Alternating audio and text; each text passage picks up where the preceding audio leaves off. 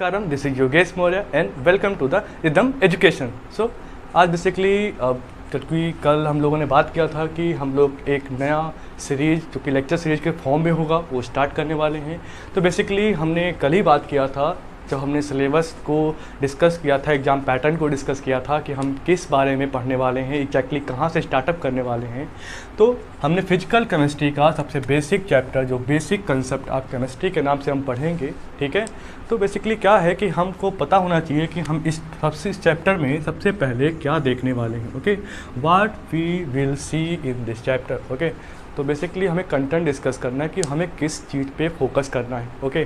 तो सबसे पहले हम मैटर एंड उसके नेचर के बारे में डिस्कस करने वाले हैं। उसके बाद हम basically atomic, molecular and equivalent masses और इसी के साथ साथ average atomic masses and average equivalent masses and average molecular masses को भी हम डिस्कस करेंगे। बेसिकली इस पे फार्मूला बेस्ड क्वेश्चंस आते हैं तो हमें उन्हें डील करना है एंड समझना भी है, ओके।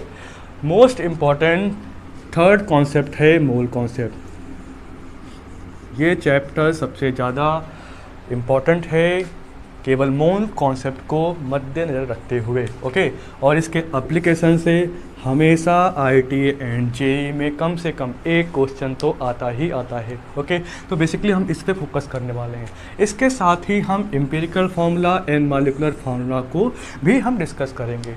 तो basic concept of chemistry, basically physical chemistry का ये ब्रांच है, ओके। फिजिकल केमिस्ट्री का एक चैप्टर है, तो हम इसी को पढ़ने वाले ही क्यों हैं, क्योंकि आपको पता है कि स्टार्टअप होता है, हर चीज़ का बेसिक होता है। तो हम इस चैप्टर से शुरुआत करेंगे अपने कॉन्सेप्ट को बिल्डअप करने की। आज हम इस चैप्टर में जो भी कुछ डिस्कस करने वाले हैं खासकर वो कॉन्सेप्ट ऑफ केमिस्ट्री को ही प्रेजेंट करता है, ठीक है। कुछ बेसिक इसका है, उसे हमें समझना होगा, है ना। मे बी आप लोग, बहुत सारे लोग हर एक टॉपिक से जो आज हम डिस्कस करने वाले हैं, हर एक पॉइंट से आप फैमिलियर हो भी सकते हैं या हो सकता है कि आपको कुछ आज नया सीखने को मिलते हैं, ठीक है। तो चलते हैं कुछ नया सीखने की तरफ, ओके। तो बेसिकली हम कहाँ से स्टार्ट करें। वैसे तो हम इस चैप्टर को कहीं से भी पढ़ सकते हैं, कहीं से स्टार्ट कर सकते हैं। तो वैसे हम चाहें तो बेसिकली इसको हम यूनिवर्स से स्टार्ट करते हैं, ओके। Universe, okay. तो भाई क्वेश्चन ये है कि यूनिवर्स क्या है, ओके। What is universe. दिमाग में नाम सुना आपने, आपको लगा कि हाँ कुछ तो है, हम सभी जानते हैं यूनिवर्स में हम रह रहे हैं। बहुत सारी डिफिनीशंस आप प्रिडिक्ट कर सकते हैं, ओके। आप कह सकते हैं प्लेनेट यूनिवर्स के अंदर आता है, भाई आता है। अर्थ भी प्लेनेट है, उसी के अंदर आता है, मानते हैं। सैटेलाइट्स हैं, स्टार्स हैं, गैलेक्सीज हैं। देखिए क्या होता है, जितना भी कंसिस्ट आप सोच सकते हैं, जो पॉसिबल हो सकता है, वो सब का सब यूनिवर्स में आता है। तो अगर यूनिवर्स को समझना तो बहुत ब्रॉड हो गया ना, आप इसको प्रिडिक्ट नहीं कर सकते, ठीक है।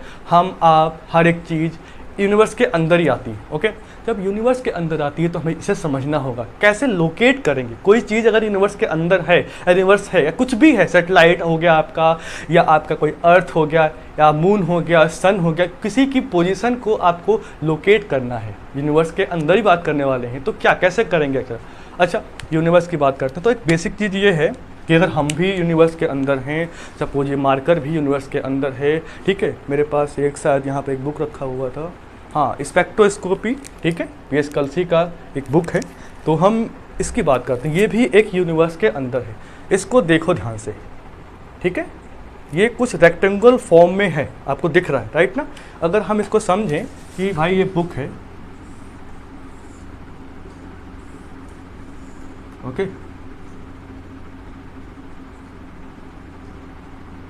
Sorry, okay. सपोज ये बुक है, ओके। हमने मान लिया कि एक बुक रखा हुआ है। अब इस बुक को लोकेट करना है, ओके। तो आप बेसिकली क्या करते हो, 10th स्टैंडर्ड की मैथ का यूज़ करते हो, ओके। तो हमने क्या किया, सपोज हमारा ये एक जो है, ये हमारा जो एक है, ये सपोज एक्स एक्सिस है, ठीक है। एंड ये हमारा जो है ये वाई एक्सिस है, एंड इसे हम जेड एक्सिस कंसीडर कर सकते हैं, ठीक है। आपने अगर बुक को बिल्कुल आपको पता लगाना है कि बुक कहाँ पर है, ओके, क्या साइज है, हर एक चीज़ डिटेल जानी, तो आपको बस क्या थ्री एक्सिस की हेल्प चाहिए, x and y and z, okay. अब क्या होता है कि आप यहाँ इसकी यहाँ से लेंथ निकाल सकते हो, यहाँ से ये लेंथ निकाल सकते हो, यहाँ से ये निकाल सकते हो, एंड एग्जैक्टली अगर इधर है तो यहाँ पर y में आप ये निकाल सकते हो। जैसे ही आप ए बी सी एंड इसके और इसके जो एंगल होते हैं अल्फा बीटा उनको कैलकुलेट करोगे, वैसे ही आप इस बुक की एग्जैक्ट पोजीशन निकाल सकते हो। एक साथ ही साथ इसका स्ट्रक्चर प्रिडिक्ट कर सकते हैं। ओके, तो अब यहाँ तो ये सॉल्व हो गया। ओके, सपोज करते हैं कि हम एग्जांपल लेते हैं सेटेलाइट। ओके, सेटेलाइट या कोई सेटेलाइट लेते हैं, ठीक है। सपोज ये हमारी सेटेलाइट है, एक सेटेलाइट है। ओके, कुछ उबड़ खाबड़ सेटेलाइट हमारी ये है। ये क्या कर रही है ना, ये मूव कर रही है, ये बहुत स्पीड से मूव कर रही है। ओके, ये लगातार मूव कर रही है, कभी यहाँ थी, है ना, फिर कुछ देर में यहाँ ऊपर पहुँच गई, ठीक है। ये मूविंग पार्टिकल हो गया, है ना। तो मूविंग पार्टिकल है, अगर इसकी जो भी लोकेशन है, सपोज आप तो यहाँ बैठे हुए हो, ठीक है, ये कहीं और है, बहुत दूर है, राइट। इसका लोकेशन पता करना हो, है ना, तो वो कैसे करेंगे। तो आप सोचेंगे कि भाई हमारे पास एक्स वाई जेड हैं, तो आपने कर दिया भाई सपोज यहाँ पर ये है, पहले फर्स्ट पोजीशन जो है आपकी यहाँ पर है, ठीक है। यहाँ पे आपने इसका एक्स निकाल लिया, इसका वाई निकाल लिया, इसका जेड निकाल लिया, एक्स वाई जेड निकल गया। अब चूँकि ये मूविंग है और बहुत तेज़ मूव कर रहा है, मे पॉसिबल है कि स्पीड ऑफ लाइट से मूव कर रहा होगा, तो क्या होगा कि सपोज आपने जैसे प्रिडिक्ट किया, एक्स वाई जेड को प्रिडिक्ट किया कि भाई ये यहाँ पर होना चाहिए, बट अगले ही क्षण आपको क्या मिला कि ये जो है यहाँ पर ना होकर यहाँ पर है। इसका मतलब क्या हुआ कि एक्स वाई जेड की सहायता से ही केवल आप किसी भी मूविंग पार्टिकल का जो पोजिशन होता है उसे कैलकुलेट नहीं कर सकते, तो आपको एक नया कोऑर्डिनेट चाहिए होगा, दैट इज टाइम। ओके, तो इसका मतलब ये है कि यहाँ पर हमें एक्स वाई एंड जेड ये तो हमारे पास हैं ही, ठीक है। साथ ही में अगर हमारे पास, सॉरी यहाँ पे नहीं, यहाँ लिखते हैं, okay, x y and z and time t. Okay, अगर आपके पास 4 कोऑर्डिनेट हैं अवेलेबल, तो आप चाहे वह मूविंग पार्टिकल हो, चाहे जिस भी पोजीशन में कुछ भी हो, आप उसको लोकेट कर सकते हैं। इसका मतलब हम केवल 4 कोऑर्डिनेट की हेल्प से कुछ भी लोकेट कर सकते हैं जो भी यूनिवर्स में प्रेजेंट होता है। तो बेसिकली अगर हम अब डिफाइन करें कि यूनिवर्स क्या है, ओके, तो यूनिवर्स कुछ भी, anything present in space and time, that is, इसका मतलब ये हुआ कि एनीथिंग कुछ भी ऐसा है, एनीथिंग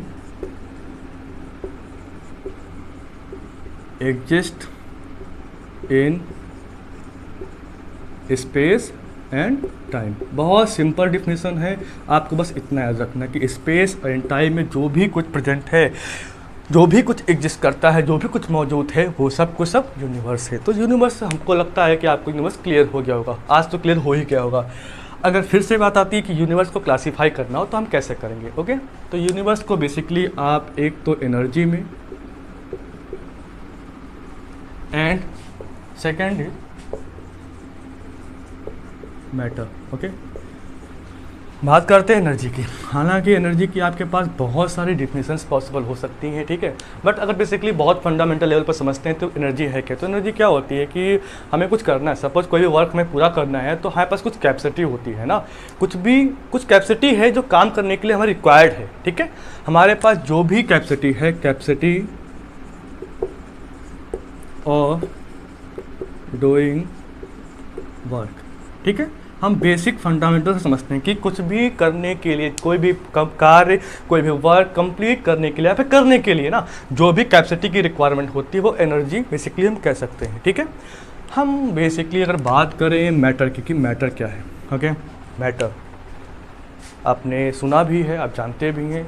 सपोज हम फिर से ये डस्टर लेते हैं, ठीक है, ओके, इस डस्टर को ध्यान से देखना है आपका, ठीक है। आपने ध्यान से देखा है इसको तो आपको लगता है कि प्रॉपर शेप दिख रहा है आपको, है ना, कुछ तो ये है, ठीक है, कुछ तो है, कुछ इसका वेट भी है, और ध्यान से देखो कि हमारे हाथ पे रखा हुआ कुछ स्पेस भी ऑक्यूपाई कर रहा है ना।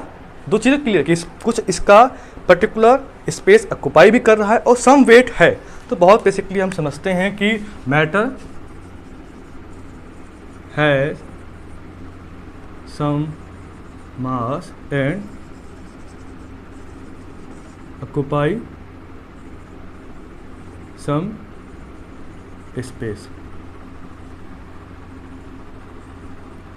Okay, matter has some mass and occupy space. अच्छा, बेसिकली आपको एक बात बताते हैं, बहुत इंटरेस्टिंग बात है कि मैटर को आपने देख लिया है ना, आप इसको देख सकते हैं, या बेसिक आप अगर सिंपल समझें, आपके 5 सेंसर हैं, 5 ज्ञानेंद्रियाँ हैं, कम से कम एक ज्ञानेंद्रिय की सहायता से, आप एक सेंसस की सहायता से अगर आप मैटर को लोकेट कर सकते हैं, समझ सकते हैं, फील कर सकते हैं, ठीक है, इसका मतलब वो मैटर है। कोई भी चीज़ ऐसी है कि आपको ज्ञानेंद्रियाँ आपको समझ में आ रही है, ठीक है, तो आप कर सकते हैं। अच्छा, अगर हम बात करें एनर्जी की, ओके, ऐसा सिंपल, मैटर को आप देख सकते हैं, ओके, एनर्जी को क्या आप देख सकते हैं क्या? क्वेश्चन इज नो, एनर्जी को आप देख नहीं सकते, ठीक है, एनर्जी का कोई वेट नहीं होता है, एनर्जी मोस्टली क्या फ्रिक्वेंसीज के फॉर्म में चलती है, ठीक है ना, और फ्रिक्वेंसीज कैसी हैं हम उसको डिटेल में डिस्कस नहीं करने वाले हैं, फिजिक्स में इसे डिटेल में डिस्कस करते हैं। यहाँ पर केमिस्ट्री में एनर्जी मैटर के पैरेलल चलता है, ओके। एक साइंटिस्ट हुए हैं, या सिंपल आपसे क्वेश्चन ये है कि आपने समझ लिया कि एनर्जी दिखती नहीं है, मैटर वो है जो दिखता भी है ना, उसके पास स्पेस भी है, ठीक है, उसके पास कुछ मास भी है, तो क्वेश्चन ये है कि आपको अगर एनर्जी या मैटर को अगर आपको एनर्जी में कन्वर्ट करना हो, ठीक है, या एनर्जी को मैटर में कन्वर्ट करना हो, तो क्या ये प्रैक्टिकली पॉसिबल है, या क्या कुछ ऐसा कोई कॉन्सेप्ट है जिससे हम मैटर को एनर्जी को मैटर में कन्वर्ट कर सकते हैं? तो क्या आपके दिमाग में कोई ऐसा आ रहा है चीज़, क्या कोई कॉन्सेप्ट है, किसी ने बात की इसके बारे में?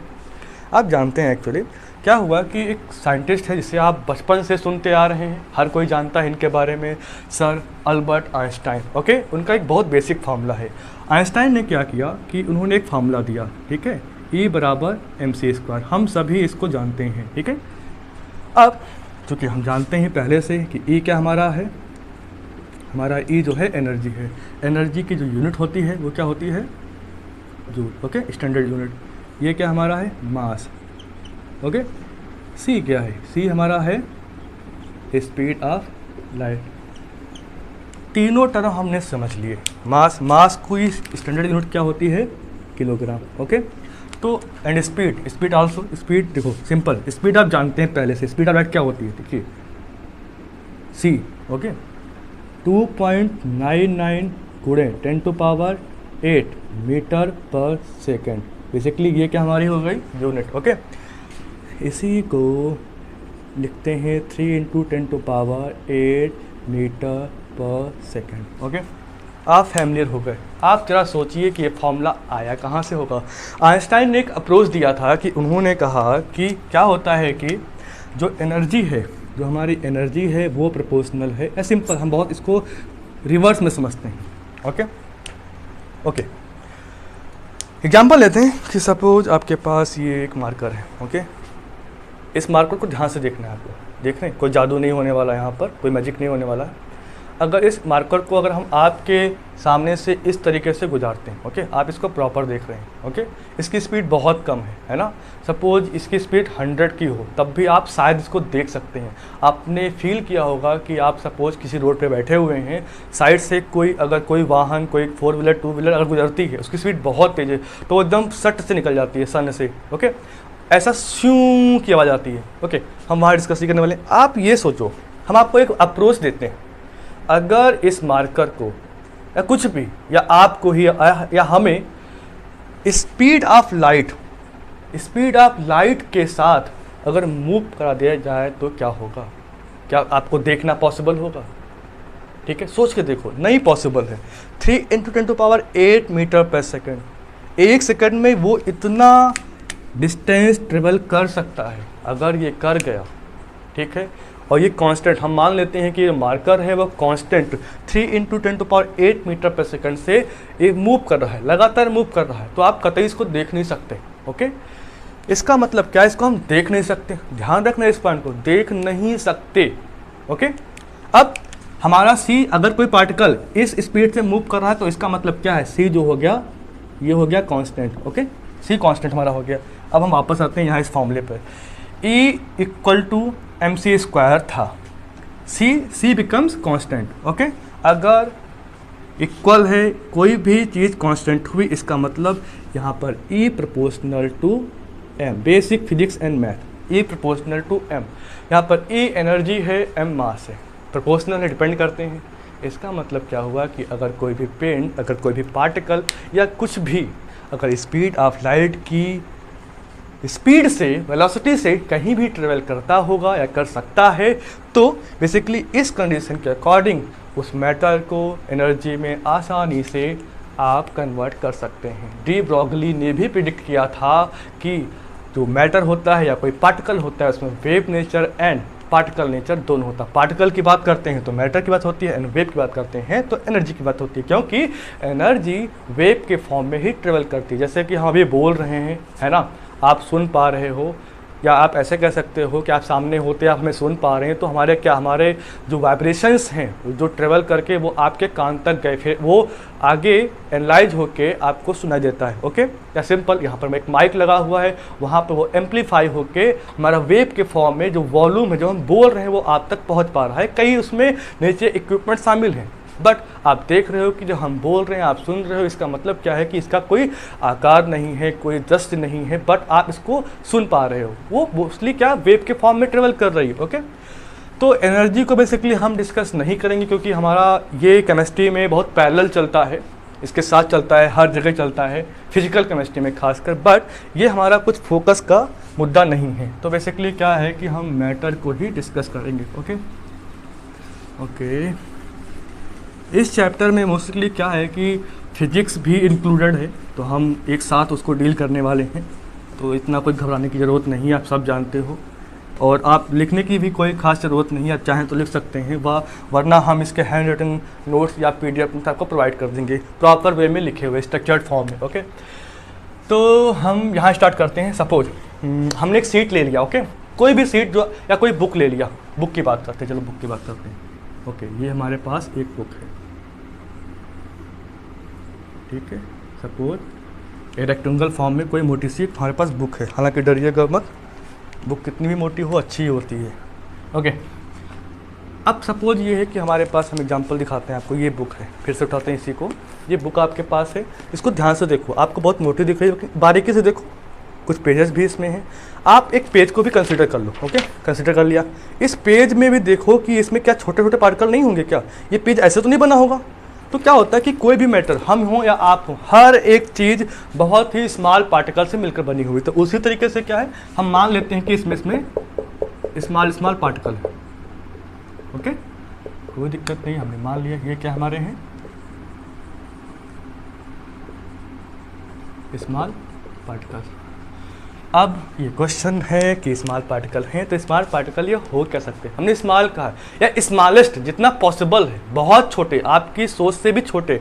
तो बेसिकली अगर हम बात करें तो ये हो सकता है, हम मान लेते हैं यहाँ पर कि ये एटम हो सकते हैं या ये मॉलिक्यूल हो सकते हैं, ठीक है। ये पार्टिकल जो है, जो एटम पॉसिबल है या मॉलिक्यूल पॉसिबल है। तो हम आपसे एक अप्रोच करते हैं कि हम कंसीडर कर लें कि जो स्मॉल पार्टिकल हैं, ये स्मॉल पार्टिकल हैं, वो मेड अप ऑफ किस चीज़ से बने हुए हैं,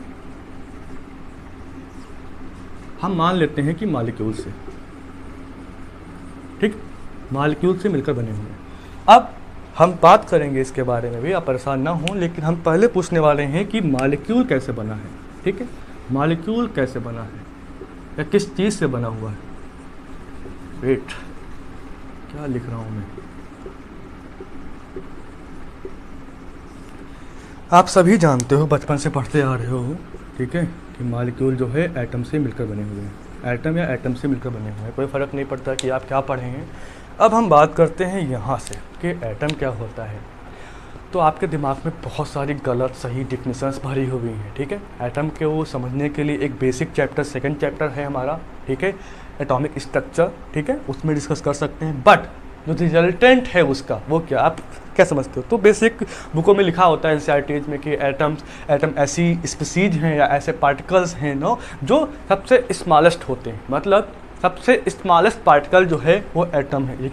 ये जो डिफिनेशन है बहुत ही रॉन्ग है, क्वांटम साइंस ने इसको बहुत ही रॉन्ग प्रूव किया है, क्योंकि आप जानते हो बेसिकली कि एटम में इलेक्ट्रॉन, प्रोटॉन, न्यूट्रॉन होते हैं। ओके, अगर इलेक्ट्रॉन, प्रोटॉन, न्यूट्रॉन में ये डिवाइड हो रहा है, इसका मतलब छोटा पार्टिकल तो ये नहीं हो रहा, इससे भी कुछ छोटा है।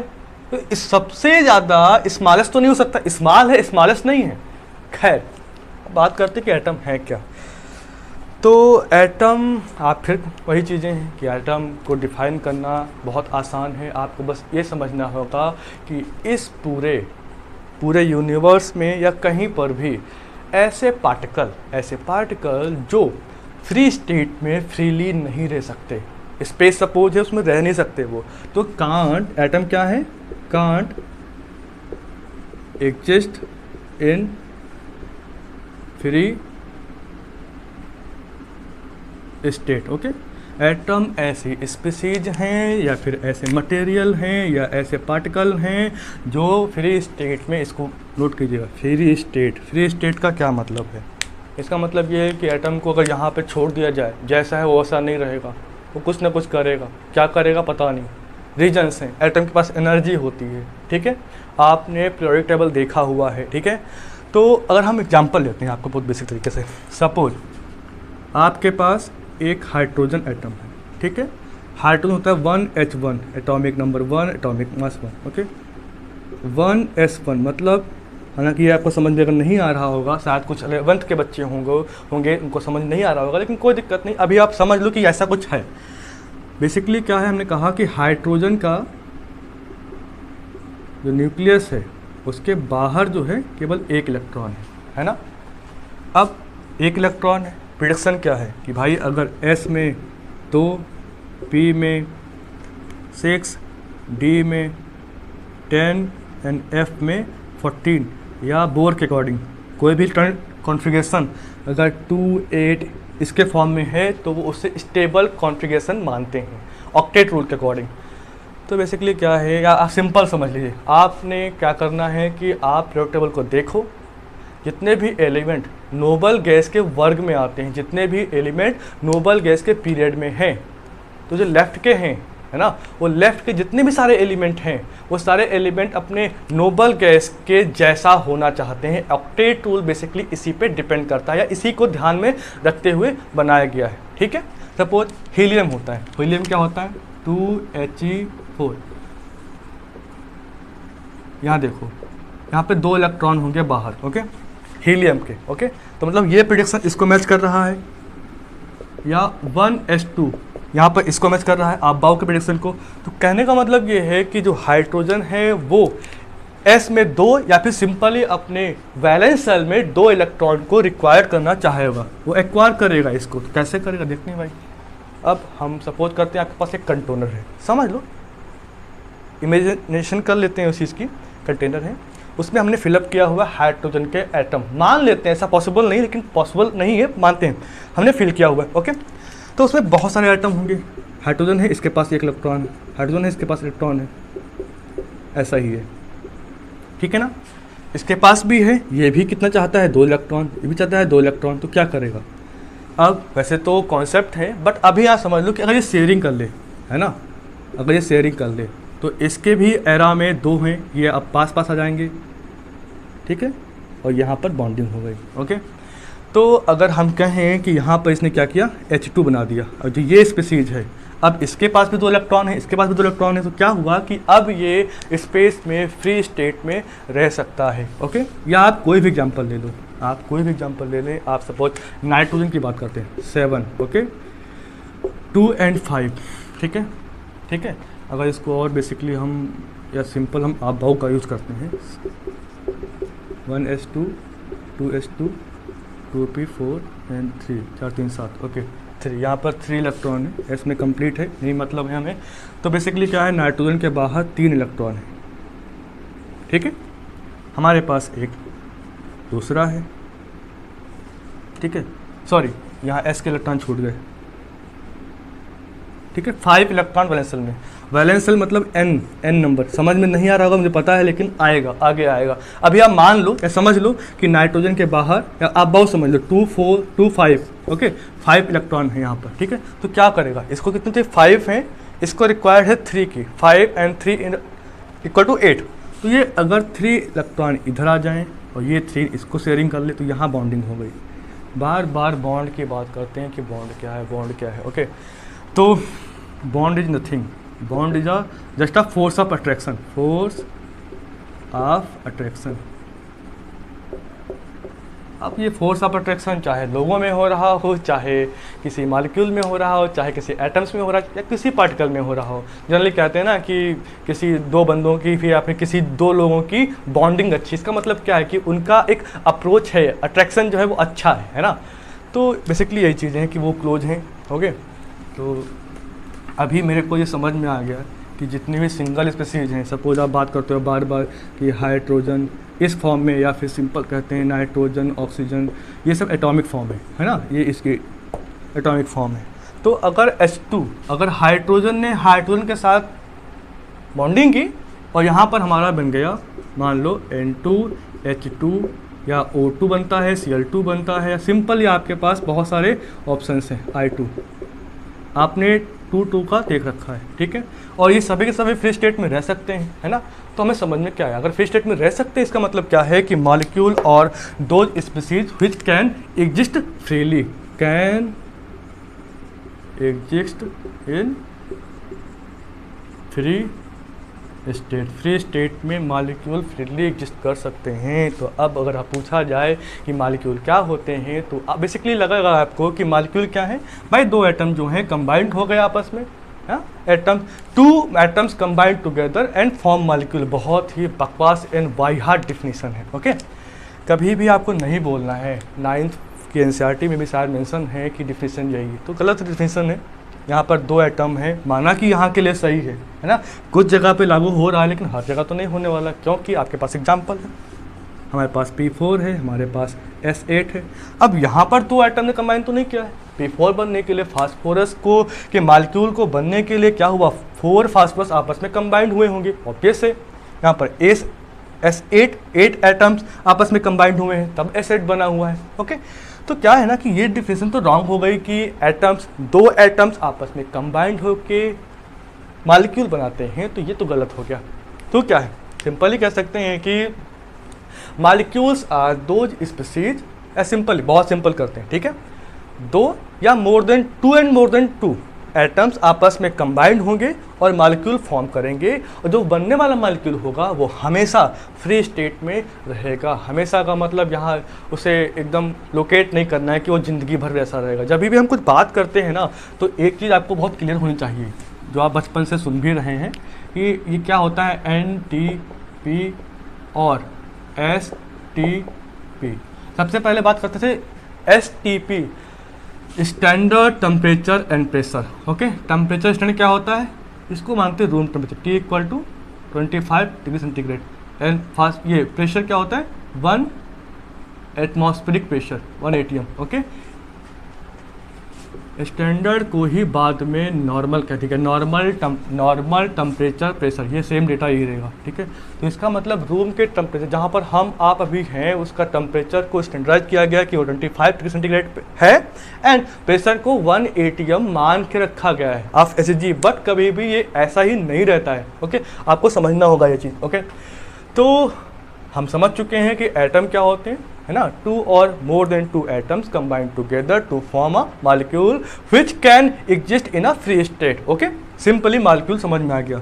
अच्छा, बात करते हैं कि कैसे बना होगा P4 एंड S8। ओके, ये है क्या एक्चुअली में, क्या होता है कि सब फास्फोरस की बात करते हैं। अगर आप खुद से कैलकुलेट करो फास्फोरस नाइट्रोजन के नीचे आता है बेसिकली, तो क्या है ना, इसके बाहर 3 इलेक्ट्रॉन है, ठीक है। अब 3 इलेक्ट्रॉन है और इसको कितने चाहिए, इसको फिर से 8 चाहिए, मतलब 8 कंप्लीट करने के लिए 5, एक सेकेंड सॉरी, इसके पास एक्चुअली क्या है ना, S में 2 एंड P में 3 है। ओके, तो क्या है ना, S जो है फिल है, पहले कोशिश करेगा कि P को ये 6 में कन्वर्ट कर दे। ओके, तो यहाँ पर 3, 6 - 3 = क्या 3, मतलब 3 कम से कम रिक्वायर्ड हैं इसको इलेक्ट्रॉन, या फिर ऐसे काउंट कर लो बोर के अकॉर्डिंग, यहाँ पे 5 हैं, आपको 3 इलेक्ट्रॉन और चाहिए। तो क्या होगा बेसिकली, देखिए यहाँ फास्फोरस है, इसके पास 3 इलेक्ट्रॉन है, क्या कर रहा, सपोज इसके पास में एक फास्फोरस आया जिसके पास भी इलेक्ट्रॉन कितने थे, 3, तो इसने यहाँ पर एक बॉन्डिंग कर ली। ओके, अब इसने एक और था इसके पास में, इसके साथ बॉन्डिंग कर ली, अब इसके पास भी 3 होंगे अभी। अब क्या होगा, अभी यहाँ पर एक फ्रीली है, सपोज यहाँ पर एक फास्फोरस और है, इसके साथ हो गया, तो 3 बॉन्ड बन चुके हैं हमारे इस फास्फोरस के। नीचे आ जाते हैं, यहाँ पर भी 3 इलेक्ट्रॉन है, भाई इसका भी बन गया, ओके, इसका भी बन गया, यहाँ पर भी था, यहाँ पर एक बॉन्ड बन गया। अब हम मान लेते हैं कि इसका भी यहाँ पर बॉन्डिंग हो गई। यार कॉम्प्लिकेटेड लग रहा होगा बट ऐसा नहीं है। क्या होता है ना, आप इमेजिन करते हैं, ठीक है, सपोज ट्रायंगल में समझते हैं, ध्यान से देखो इसको, ठीक है, इसको हॉरिजॉन्टल कर रहे हैं हम, ठीक है, या आपके पास यहाँ पर कोई फास्फोरस है, यहाँ पर फास्फोरस है और यहाँ पर फास्फोरस है, ठीक है, ये एक ही प्लेन में है, ये पैरेलल है, एकदम पैरेलल है आपके अर्थ के, स्पेस के, ठीक है। अब तीनों पैरेलल हैं, ओके, ठीक है। अब 1 2 एंड 3 फास्फोरस पैरेलल हैं और एक जो है यहाँ पर जस्ट ऊपर, इस तरीके से। तो अगर हम ध्यान दें कि आपने देखा होगा कि एक प्रिज्मेटिक टाइप से कुछ हल्का सा बन रहा है, इस तरीके से, है ना, एंगुलर टाइप का, इस तरह से, ठीक है, सिंपली ऐसे, इस तरीके से। तो क्या है ना, ये रेक्टेंगुलर टाइप का बन रहा है, इसे बोलते हैं, ये सिंपल कहते हैं इसको हम। यहाँ पर एक और फास्फोरस ले लिया, अब ये इससे जुड़ जाएगा, ठीक है। रेगुलर टेट्रागन बोलते हैं, टेट्रागन बोल सकते हैं, रेगुलर टेट्रागोनल बोल सकते हैं, बहुत सारे नाम हो सकते हैं। इसको हटाते हैं यहाँ से। एक और हमारा है S8 थोड़ा सा इंटरेस्टिंग है एक्चुअली। क्या होता है इसका, S8 बहुत अच्छा शेप है इसका। वेट, मार्कर नहीं ख़त्म हो गया है, कहाँ गया, चीज़ें गायब हो रही हैं। हमारे पास ये है, ओके। तो बेसिकली S, ठीक है ना, S सल्फर, ओके। यहाँ पे इसके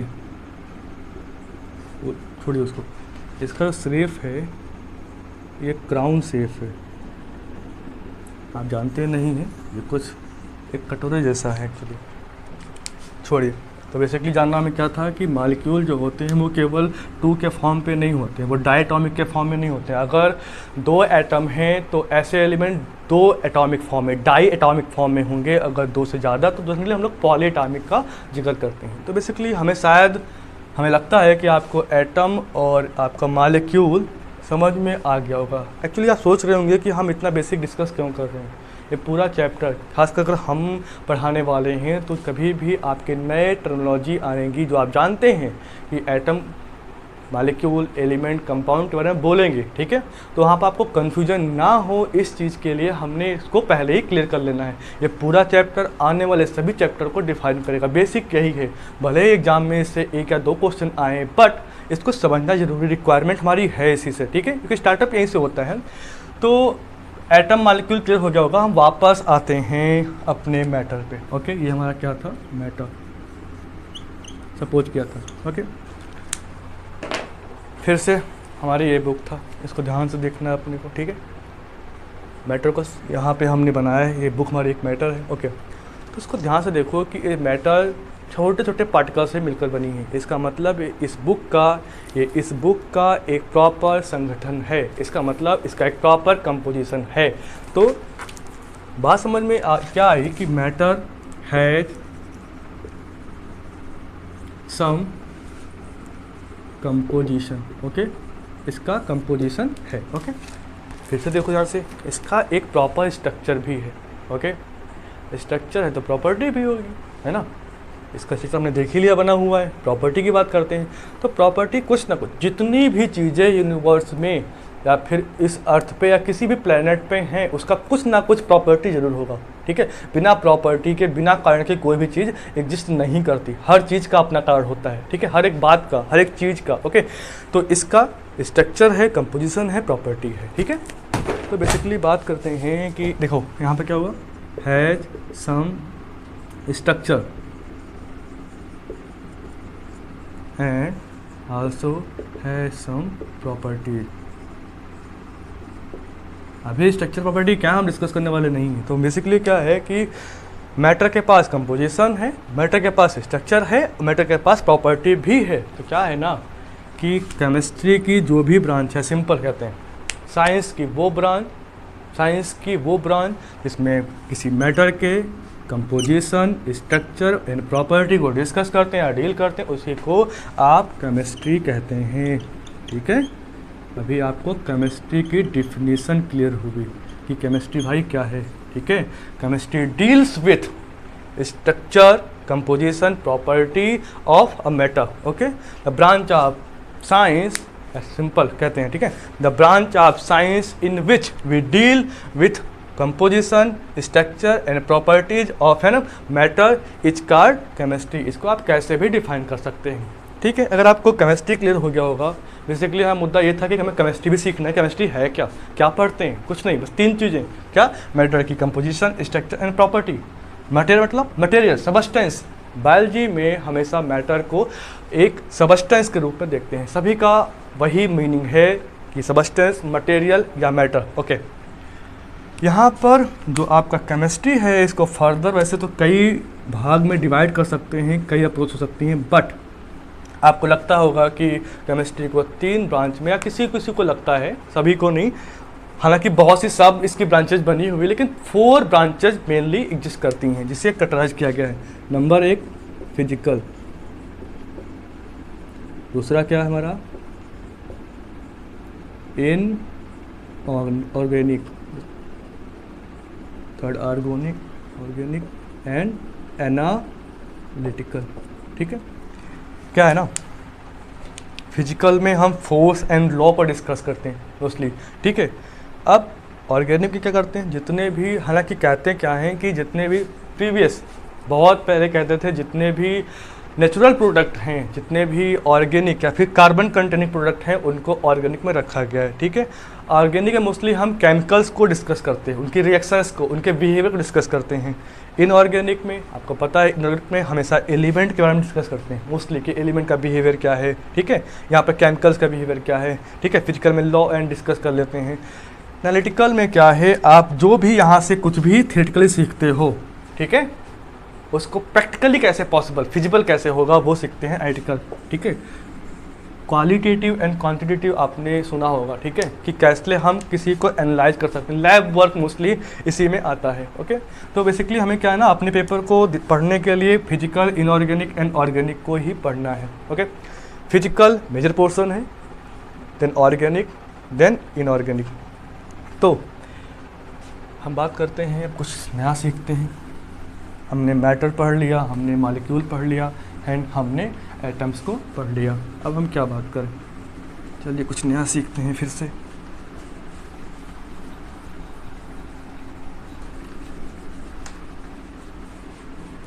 अब अगर हम मैटर को थोड़ा बहुत भी समझ पाए हैं, थोड़ा बहुत भी, तो अगर हम इसको क्लासीफाई करें कि आखिर मैटर को कैसे कैसे क्लासीफाई कर सकते हैं।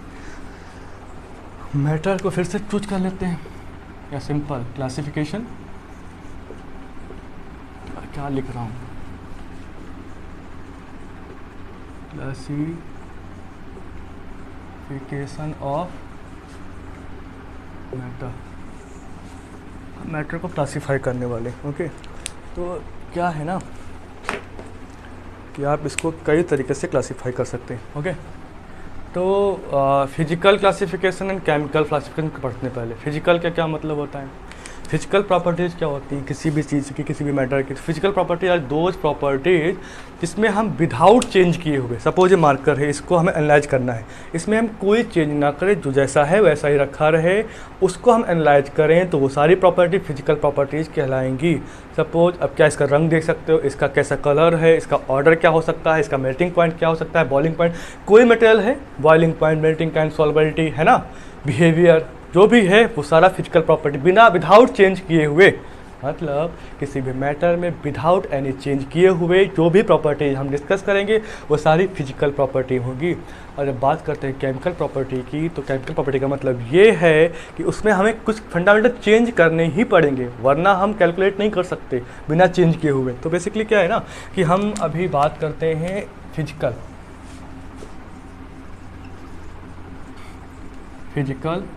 क्लासिफिकेशन।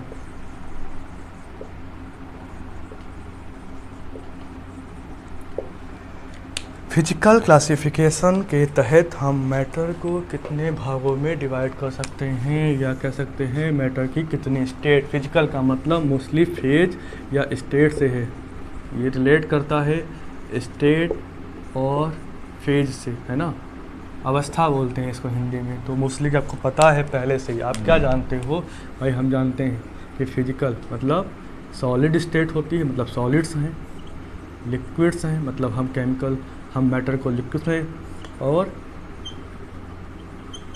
गैसियस या गैसेस लिख सकते हैं इसको, ठीक है। हम गैसेस या वेपर स्टेट भी कर सकते हैं। वेपर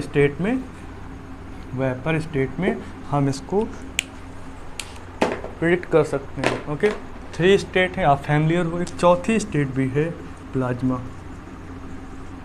इन 5वीं स्टेट भी है Bose Einstein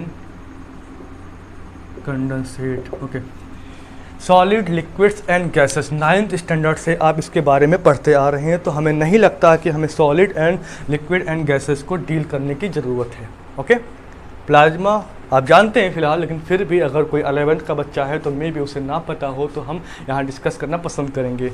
and boss Einstein condensate. Actually क्या होता है कि अगर हम प्लाज्मा को समझें, इसका समझने के लिए आपको कुछ चीज़ें बेसिक जाननी पड़ेंगी।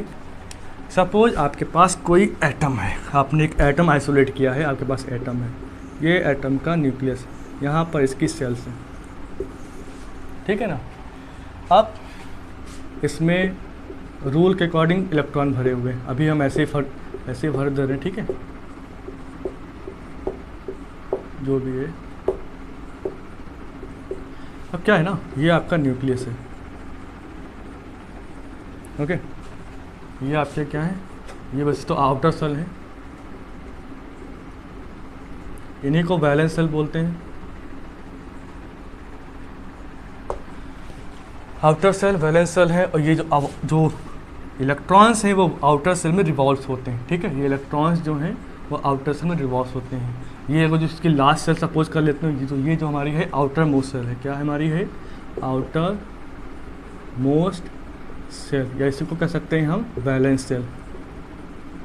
इसीलिए कहते हैं जो भी इलेक्ट्रॉन वैलेंस सेल में प्रेजेंट होते हैं उन्हीं को ही वैलेंस इलेक्ट्रॉन कहते हैं, ठीक है। यहाँ पर एक बहुत डिफरेंस होता है कि वैलेंस इलेक्ट्रॉन कि क्या होते हैं। जितने भी इलेक्ट्रॉन वैलेंस सेल में प्रेजेंट होते हैं, total number of electron present of valence shell is called valence electron, ठीक है। तो हम यहाँ वापस आते हैं कि आपको पता है बेसिकली क्या होता है। न्यूक्लियस में क्या है, आपके पास प्रोटॉन है एंड न्यूट्रॉन्स हैं, बाहर आपके पास इलेक्ट्रॉन्स हैं। आप ये भी जानते हो कि प्रोटॉन्स का नंबर एंड न्यूट्रॉन्स का नंबर आपस में बराबर होता है। जितना सपोज यहाँ पर 10 अंदर 10 प्रोटॉन है, ओके, 10 प्रोटॉन हमारे पास यहाँ पर है, और यहाँ पर जो है इन सेलों में क्या है, आपके पास 10 इलेक्ट्रॉन प्रेजेंट है, ओके। जब 10 इलेक्ट्रॉन बाहर है, मतलब इलेक्ट्रॉन के जो कारण जो भी आपका इस पे, इस न्यूक्लियस पे, या सिंपल है आपका इस न्यूक्लियस पे जो भी निगेटिव चार्ज जनरेट होगा, ठीक है, जितने भी वैल्यू का होगा, सपोज 10 निगेटिव वैल्यू जनरेट हुई, कितना 10, ओके। यहाँ बात करते हैं, यहाँ पर पॉजिटिव है तो यहाँ पर हमारा 10 पॉजिटिव चार्ज सपोज यहाँ पर जनरेट हुआ, okay. 10 positive 10 negative, opposite pole हैं, सेम आवेश है, सेम चार्ज है, इसका मतलब कैंसिल आउट करेंगे। इसका मतलब कि ये आपका जो न्यूक्लियस है टोटली न्यूट्रल है, एटम का न्यूक्लियस टोटली न्यूट्रल है, इस बात को ध्यान में रखना। अब आपको हम एक अप्रोच देते हैं, कुछ भी ऐसा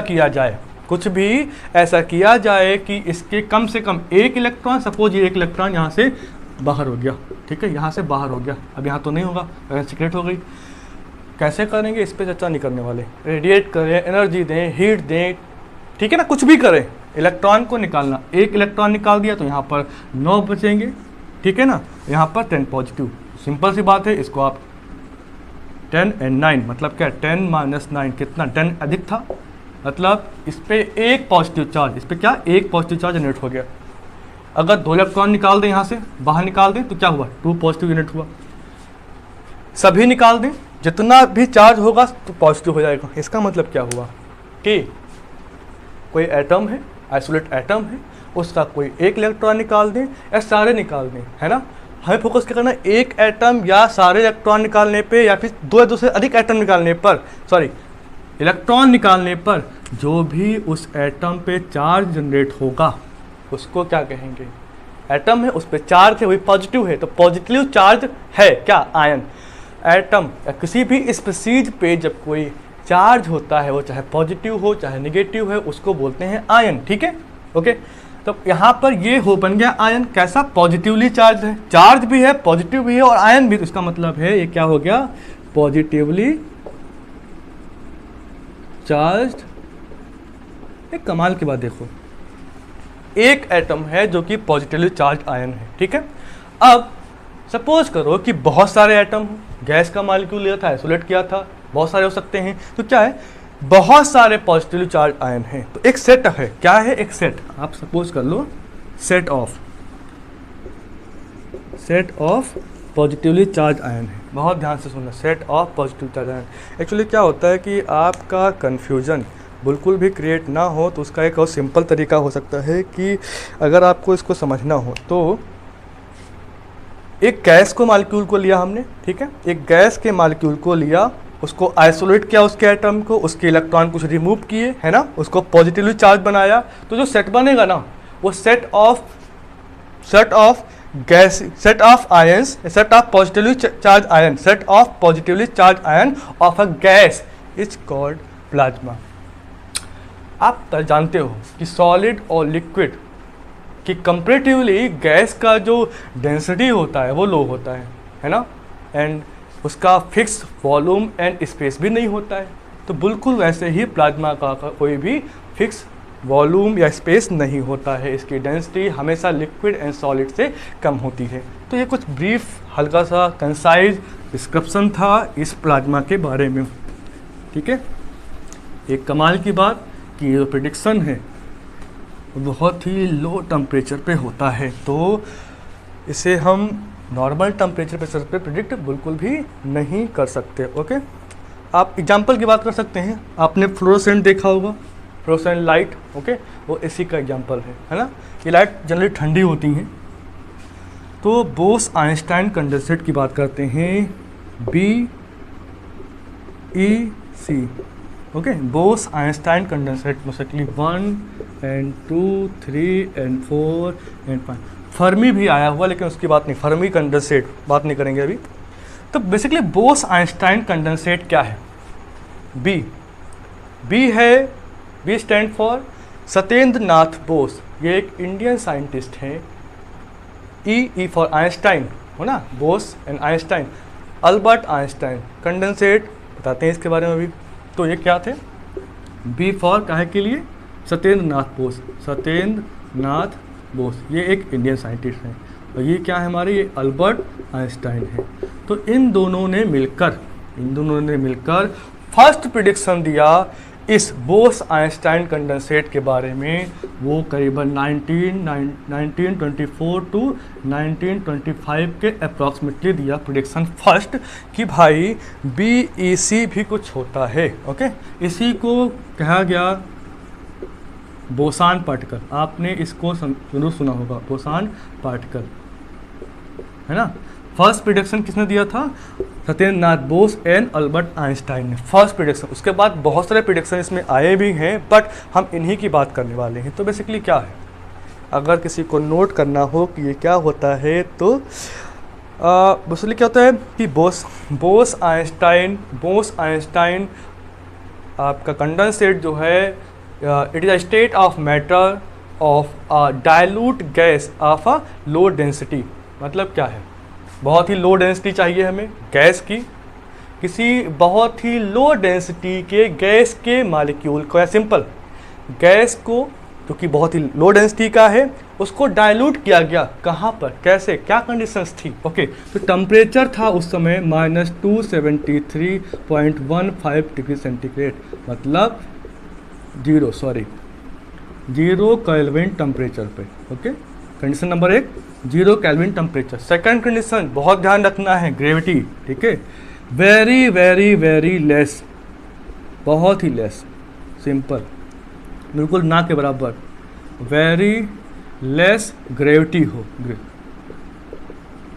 बहुत ध्यान रखना है। अगर ये चीज़ें नहीं होंगी तो आप इसको प्रिडिक्ट नहीं कर सकते, इसकी स्टेट को प्रिडिक्ट नहीं कर सकते। ओके, 0 केल्विन टेम्परेचर तक अभी तक कोई पहुंच नहीं पाया, ऐसी कोई मशीन नहीं बनी है इन द अर्थ कि आप इस टेम्परेचर को एक्वायर कर लें। Okay, and gravity. ऑब्वियस है अर्थ के सरफेस पे तो ग्रेविटी बहुत मैक्सिमम है। अगर आप इसके सेंटर पे जाएंगे, अगर आपका ये अर्थ है, आपका ये क्या है, ये अर्थ है, इसके ऊपर जाएं या सेंटर में जाएं, ग्रेविटी हमेशा सरफेस पे मैक्सिमम रहती है और ऊपर एंड नीचे अंदर की तरफ हमेशा ही डिक्रीज होती है। इसका मतलब क्या हुआ, हमें बहुत लेस चाहिए, तो या तो हम अंदर जाएं तो बाहर जाएं। इसीलिए बोसान पार्टिकल को बनाने के लिए 2012 में भी कोशिश की गई थी, बट इसको मेंटेन नहीं कर पाए थे। बहुत ज़्यादा खुदाई करके अंदर तक गए थे सेंटर की तरफ, बट वहाँ बहुत सारी प्रॉब्लम्स आई थी, ब्लास्ट भी हुआ था, आपने सुना होगा। बट फिर भी अभी एक रिसेंट न्यूज़ आई है, बताते हैं आपको। नासा जो है ना, जो मेन ऑर्गेनाइजेशन है स्पेस सेंटर के लिए, तो उसने क्या किया कि उसने ISS इंटरनेशनल स्पेस, क्या है इसका डेफिनेशन, क्या है, सिंपल इंटरनेशनल लिख देता हूँ मैं,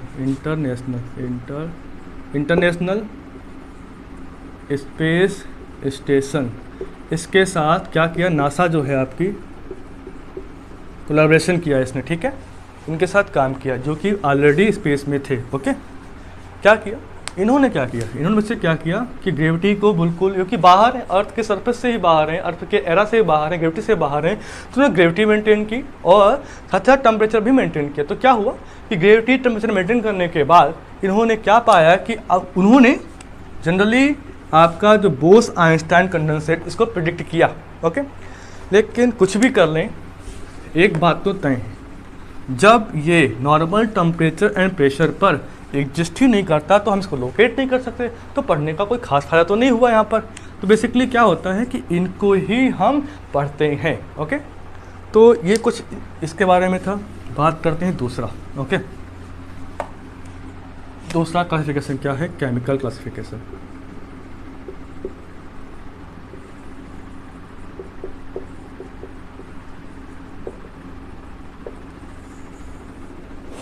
केमिकल क्लासिफिकेशन की बात अगर करें तो आपके दिमाग में बहुत सारी चीज़ें आ सकती हैं, लेकिन अगर हम केमिकल मतलब चेंज तो करना ही करना है। अब चेंज कैसे कर सकते हैं, या इसको भी डिवाइड करते चलो हम, ठीक है।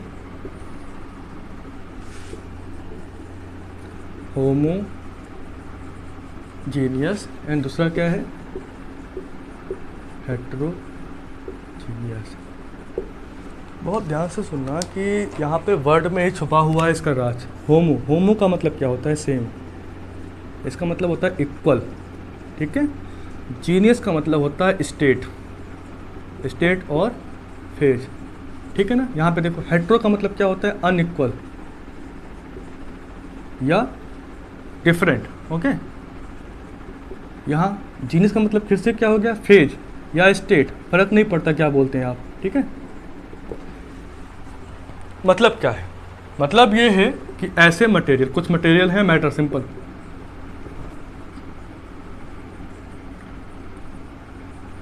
दोज मटेरियल्स क्या है, दोज मटेरियल्स, ठीक है, जिसमें क्या है, सेम है, कुछ सेम स्टेट, फिर देखते हैं क्या, देखो सेम स्टेट सेम है, फेज सेम है।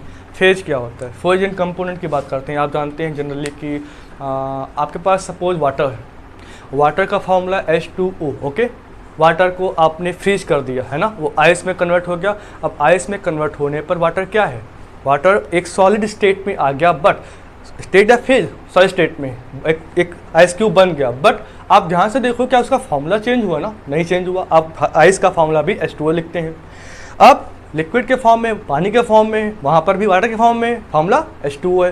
वेपर के फॉर्म में वहाँ भी फॉर्मूला सेम है। मतलब जब फॉर्मूला सेम है, तीनों बार फेज चेंज हुई है, तो इसका मतलब वाटर के 3 फेज हैं, सॉलिड, लिक्विड एंड गैस, ठीक है ना। और कंपोनेंट क्या है, एक, क्योंकि वो फॉर्मूला सेम है। तो क्या है ना कि होमोजीनियस ऐसे मटेरियल हैं जिनमें हमेशा सेम फेज होती है, ठीक है, हमेशा सेम फेज, कोई चेंज नहीं, इक्वल फेज। जैसे क्या बोलते हैं, अब क्या होता है, ये आइडेंटिकल, इनकी जो प्रॉपर्टी होती है आइडेंटिकल प्रॉपर्टीज होती हैं, ठीक है।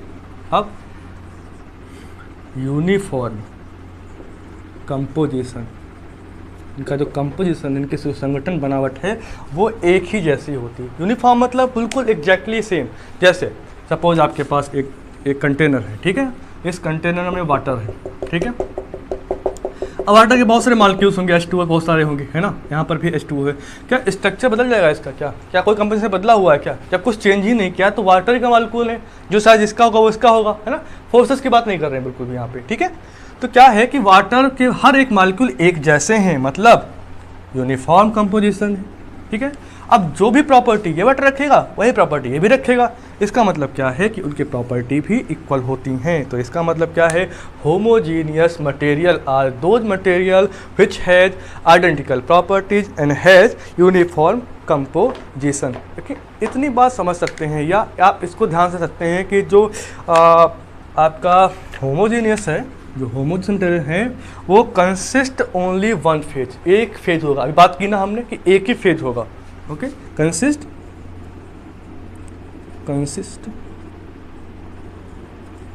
ओनली वन फेज, एक ही फेज होगा।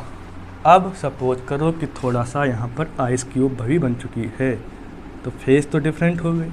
अगर फेज डिफरेंट हो गई तो प्रॉपर्टी बदल जाएंगी, है ना, स्ट्रक्चर बदल जाएगा, कंपोजिशन, दूरी, जो जितने भी मॉलिक्यूल के एटम्स है उनके अंदर उनके बीच में एक पर्टिकुलर डिस्टेंस होता है।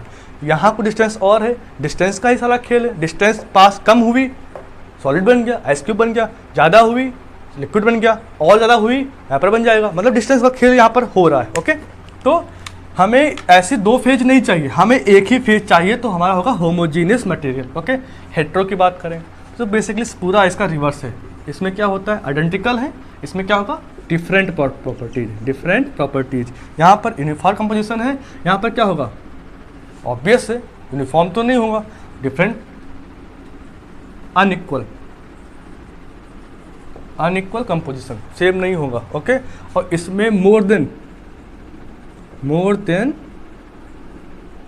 वन फेज पॉसिबल है। पॉसिबल का होती ही एक्चुअली एक फेज। हेट्रो का मतलब क्या, डिफरेंट, अनइक्वल तो करना है, मतलब दो, या फिर यहाँ पर थोड़ा सा अगर सपोज इसको हीट भी कर दें, ऐसी कंडीशन पॉसिबल नहीं, लेकिन करते हैं। अगर हम वेपर प्रेशर को मेंटेन कर दें, ठीक है, तो सपोज यहाँ पर कुछ वेपर भी जनरेट हो रहा है, तो क्या हुआ, यहाँ पर वेपर है, H2 लिक्विड में भी है, सॉलिड में भी, तो यहाँ पर क्या है, more than one phases possible है। तो मोस्टली क्या, ये हमारा हेट्रोजीनियस हो गया। तो होमोजीनियस का मतलब क्या है, होमो मतलब सेम, एंड जीनियस का मतलब क्या होता है, स्टेट या और फेज, ओके। तो यहाँ केमिकल क्लासिफिकेशन आपको समझ में आ गया होगा, लेकिन अभी भी मैटर का क्लासिफिकेशन यहाँ ख़त्म नहीं होता है, बिल्कुल भी ख़त्म नहीं है।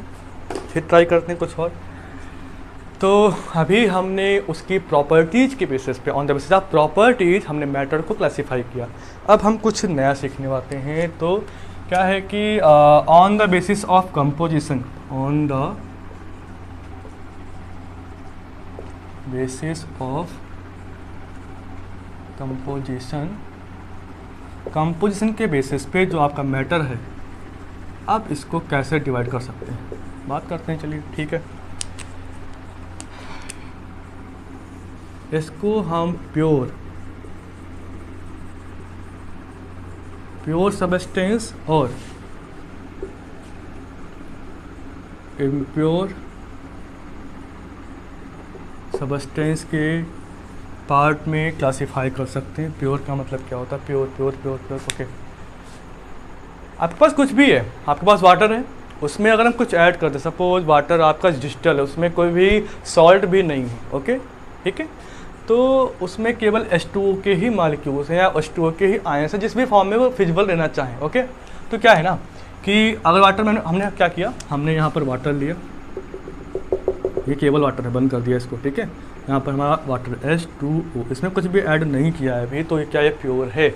प्योर का मतलब होता है केवल एक ही टाइप का सबस्टेंस होना चाहिए। इसका मतलब है कि प्योर क्या, प्योर सबस्टेंसेज आर दो सबस्टेंसेज जिसमें केवल एक ही टाइप के सबस्टेंसेज होने चाहिए। तो प्योर क्या है, कंसिस्ट ओनली, क्या है, consist only one kind of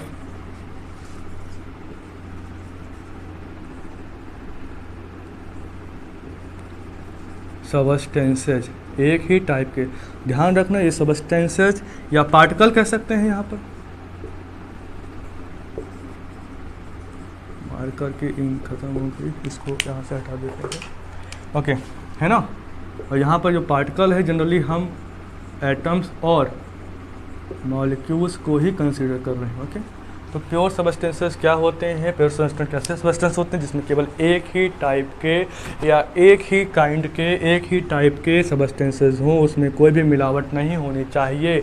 अच्छा, अगर हम यहाँ पर कुछ भी ऐड कर दीजिए, आप कर सकते हैं, सपोज आपने शुगर के कुछ क्रिस्टल इसमें ऐड किए, ठीक है।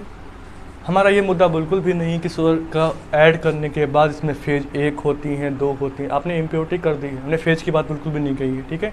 हालांकि इसको ऐड करने पे जब तक ये यहाँ पर घुलती नहीं, यहाँ तक सॉल्युबल नहीं होती है, तब तक इसमें 2 फेज दिखेंगी। कुछ देर बाद सॉल्युबल हो गया यहाँ पर, तो आपको केवल एक ही फेज दिखेगी। फ़र्क नहीं पड़ता कि अंदर क्या होने वाला, रिएक्शन होगी कि नहीं होगी, बट हमने ऐड किया सपोज, तो इसमें क्या है, इस कंटेनर में आपके पास 2 टाइप के मालिक्यूल हैं, एक शुगर का मालिक्यूल है, एक आपके पास H2O का मालिक्यूल है। तो इम्प्योर सबस्टेंसेस क्या होते हैं, इसके बारे में हम बात करेंगे। या सिंपल आप समझ लें यहाँ पर कि शुगर को ऐड किया किसमें, हमने ऐड किया है हमने वाटर में, तो वाटर प्लस शुगर क्या हो गया, एक मिक्सचर ही तो बना भाई। 2 सबस्टेंसेस को आपस में मिक्स करके क्या मिक्सचर बनेगा। बेसिकली क्या इम्प्योर सबस्टेंस यार मिक्सचर ही हैं, इसको मिक्सचर भी हम कह सकते हैं, क्योंकि मिक्सचर ही इम्प्योर होता है। आपको मिक्सचर प्राप्त करना है तो आपको इम्प्योरिटी करनी पड़ेगी। अब इक्वल में ऐड किया गया है या किसी एक में ज़्यादा एक कम है, ये हमारा मुद्दा बिल्कुल भी नहीं है। आप किसी को भी किसी में ऐड करते हैं या आप उसमें सॉल्व करते हैं, नहीं करते हैं, लेकिन मिक्स करते हैं। मिक्सिंग है तो मिक्सचर है। ओके, यहाँ आते हैं प्योर सबस्टेंसेस को अगर हम फर्दर क्लासीफाई करें, सपोज प्योर है एक ही टाइप के पार्टिकल, तो प्योर सबस्टेंसेस को हम क्लासीफाई कर सकते हैं एलिमेंट में। अब हमारे मुद्दे की बात आ रही है, दूसरा क्या है, कंपाउंड्स में, ठीक है। बहुत ध्यान से सुनिएगा, ओके, आपको जल्दबाजी नहीं करनी है कि एलिमेंट क्या होते हैं, कंपाउंड क्या होते हैं। तो आपको बहुत सिंपल, प्योर है, प्योर का मतलब है कि कुछ भी होगा, मुझे नहीं पता, आपको नहीं पता, लेकिन प्योर होगा, एक ही टाइप का होगा। आपके पास एक कंटेनर है, अगर इसमें एलिमेंट है, ठीक है, तो यहाँ पर एक ही टाइप के पार्टिकल्स होंगे। तो क्या होता है कि हम बहुत बेसिक कहें तो क्या होता है, एलिमेंट क्या है, एलिमेंट सपोज इसमें एलिमेंट है, कोई पार्टिकल है, इसमें बहुत सारे पार्टिकल है। अगर ये पार्टिकल केवल एक ही टाइप का है, ओके, अगर मान लें कि हम इसमें ये H2 है, ओके, तो इसमें H2 ही है, या इसमें N2 है तो N2 ही है, मिक्स नहीं करना है ना। ये H2 का मान लो हो गया, ये कंटेनर आपका N2 का हो गया, सपोज कर रहा हूँ केवल, ठीक है।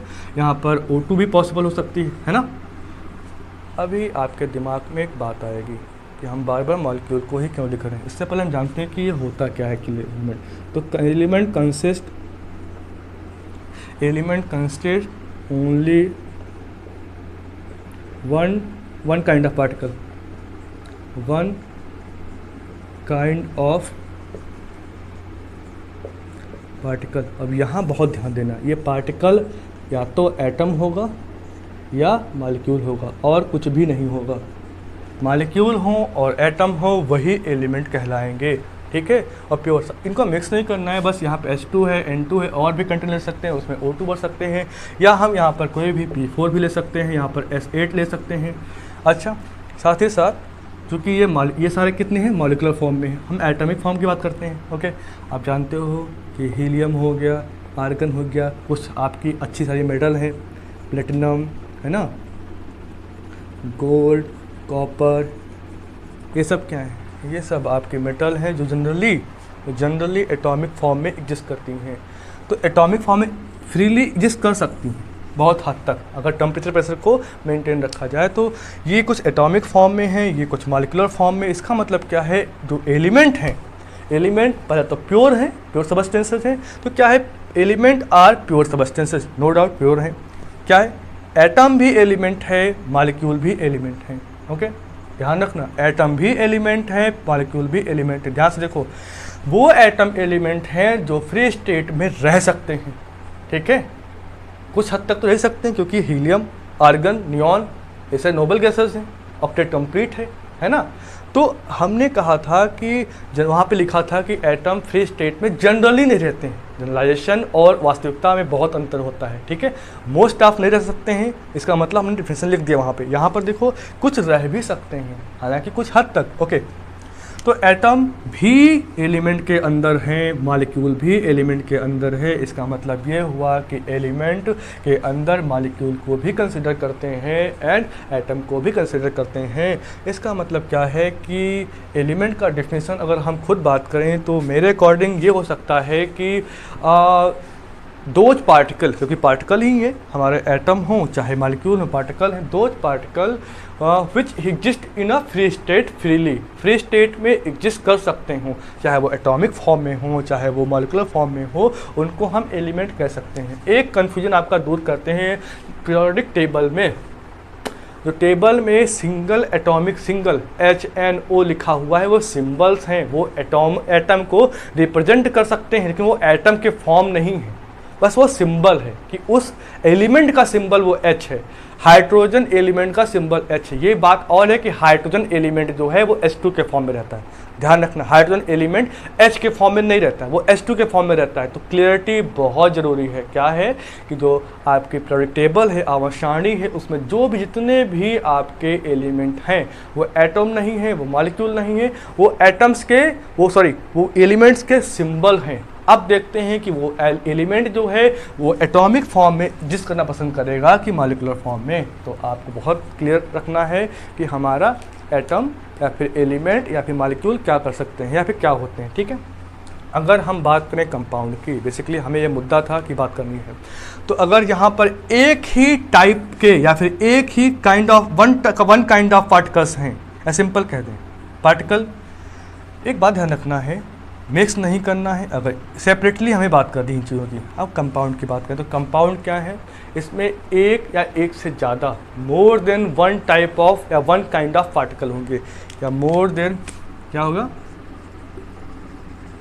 More than one kind of substances. मतलब कंपाउंड हैं वो कंपाउंड प्योर सबस्टेंसेस हैं और वो एक से ज़्यादा टाइप के एलिमेंट्स को कंसिस्ट करते हैं। मतलब ये जो सबस्टेंस हैं बेसिकली यहाँ पर ये एलिमेंट और एटम को ही डोनेट कर रहा है, ठीक है। अब एलिमेंट की बात करते हैं तो वो बेसिकली चाहे मॉलिक्यूल हो चाहे आपका एटम हो। अच्छा, मोर देन है, इसका मतलब क्या, कुछ तो लोचा हुआ है। सपोज करते हैं कि आपने क्या किया कि कुछ रिएक्शंस हुई केमिकल लेवल पे, H2N2 में हुई या कहीं पर भी हुई, कुछ आपको नई चीज़ें मिली। एग्जांपल लेते हैं, मान लो आपके पास CO लिखा हुआ है, CO2 लिखा हुआ है, NH3 लिखा हुआ है, या आप कह सकते हो कि कुछ भी जितने भी आ रहे हैं, NH4Cl लिखा हुआ है ना, NH2.NH2 लिखा हुआ है, कुछ भी ETC है ना, जितने भी ये आपके फॉर्मूले दिख रहे हैं, ये क्या है, ये कंपाउंड है। इसका मतलब कैसे हम पहचानेंगे कंपाउंड है क्या, हमने क्या कहा कि एक से ज़्यादा टाइप के सबस्टेंसेज होंगे, या सिंपल हम कहें यहाँ पर इसको पार्टिकल ही लिखते हैं, बेटर ऑप्शन है, टाइप ऑफ एलिमेंट या एटम्स, ये सिंपल लिखते हैं।